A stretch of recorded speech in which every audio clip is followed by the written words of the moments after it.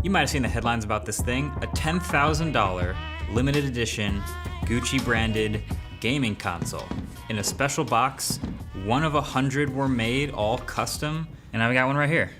So, might as well take it out the box, shall we? Now, I'll be honest, I don't know, I haven't unboxed many Gucci things, but there's a lot of leather and Gucci Xbox branding on it. It actually smells pretty good, like it's leather. So let's open it up.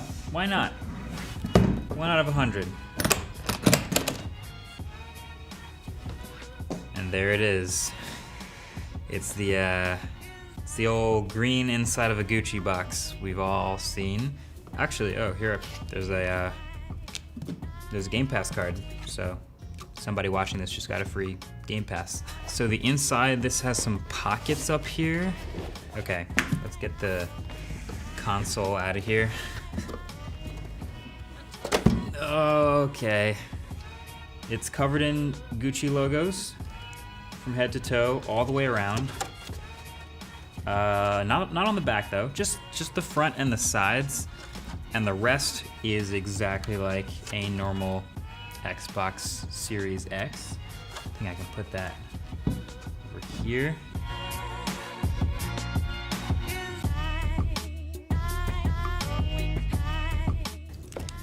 So you got your cables, normal HDMI cable, normal power cable, not Gucci branded cables.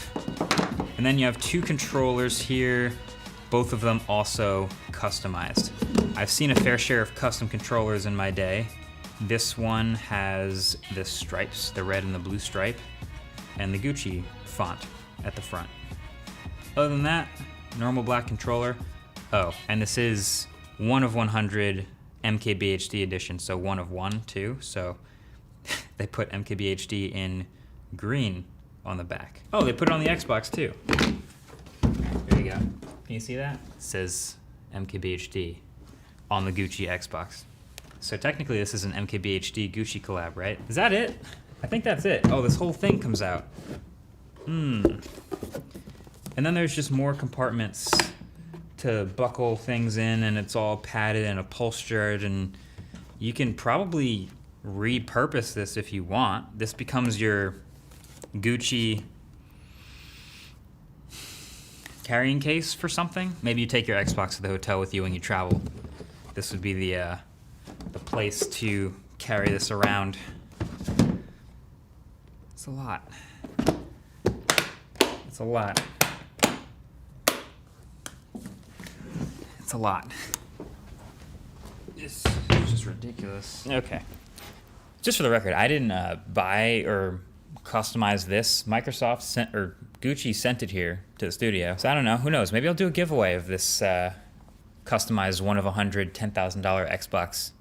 Follow me on Twitter for a giveaway of this Xbox. So let's take this opportunity to talk about brand collabs, what they are, why they keep happening, and how we got here. So we already know brands just love to collaborate, right? It's basically a corporate 101 strategy for increasing brand awareness, trying to get something trending or capitalizing on overlapping audiences. Oftentimes they're really cringy, but sometimes you get something that's pretty cool or even iconic. There's Nike and PlayStation. There's Lego and IKEA, Uber and Spotify, Doritos and Taco Bell. There was even a Burger King and McDonald's collab, believe it or not. But I want to talk about collaborations in tech because there are endless examples.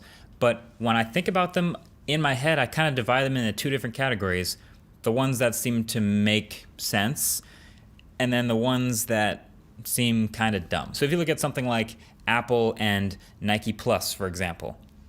Okay, yeah, makes perfect sense. Apple got to add some fitness-focused features to their watch with a trusted partner to attract more of the workout crowd, and Nike gets a bunch of new customers using Nike products and exposed to the Nike brand via the machine that is Apple sales. So basically, it's a win-win for both companies. Or there was the OnePlus Hasselblad collab earlier this year. That's, again, it makes sense. It's a win-win.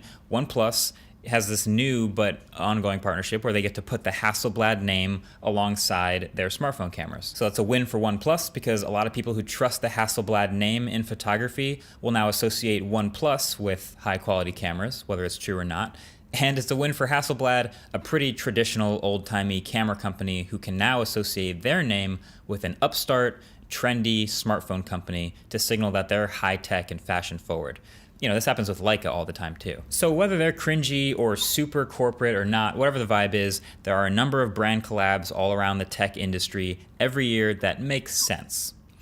And then there are monstrosities like this. Because on the surface, in the tech world, this seems dumb. It's a Gucci Xbox. Why would that be better than a regular Xbox? Does a Gucci Xbox perform or play games better in some way? Do I get anything out of having a Gucci Xbox?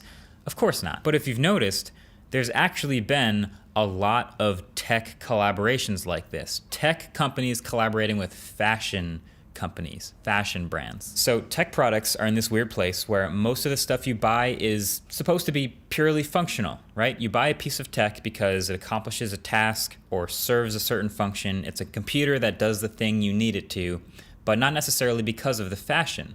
But whether we like to admit it or not, there is a personal element to all of these purchases. I've always said the smartphone you buy is actually one of the most personal choices you make. You hold it every day, you take it everywhere with you, it wakes you up in the morning, you feel kind of empty and lost without it. So even though it is just a piece of tech, it's no wonder the companies that sell them want you to feel like they're also pretty fashionable in addition to being a good piece of tech. You might remember LG collaborated with Prada on smartphones 3 different times. Samsung collaborated with Hugo Boss on a smartphone back in 2008 and again in 2011. Louis Vuitton collaborated recently with headphone maker Master & Dynamic to sell some $995 earbuds. There was a gold Dolce & Gabbana Razr 3 a decade ago. And I think Apple and Hermes may be the best example of them all. Hermes? Hermes.